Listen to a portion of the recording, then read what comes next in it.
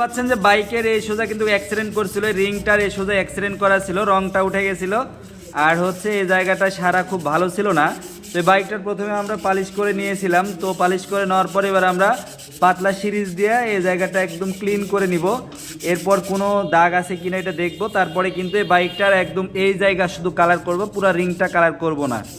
তো যাদের বাইকের বিভিন্ন সমস্যা আছে এইভাবে কালার করে নেওয়া যায়, পুরো রিং ছাড়াও যেইখানে কালার নষ্ট হবে শুধু সেইখানেই কালারটা মেকআপ করে দেওয়া যায়।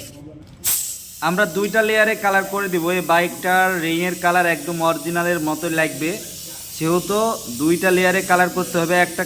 একটা লেয়ারে কালার করলে কিন্তু কালারটা ফুটবে না এবং মিলানো যাবে না, তাই আমরা দুইটা লেয়ারে কালার করে দিচ্ছি।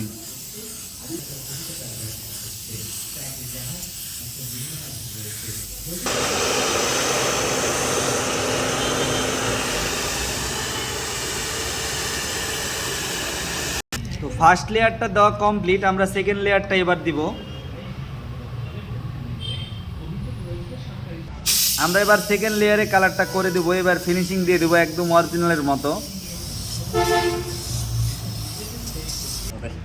তো এখন দেখেন একদম বাইকের রিংয়ের কালারটা কিন্তু আগের মতো হয়ে গেছে, যেহেতু এটা নতুন রং এর জন্য একটু বেশি ফুটছে, কিন্তু রিংয়ের কালারটা একদম অরিজিনালের মতোই হয়ে গেছে ইনশাল্লাহ।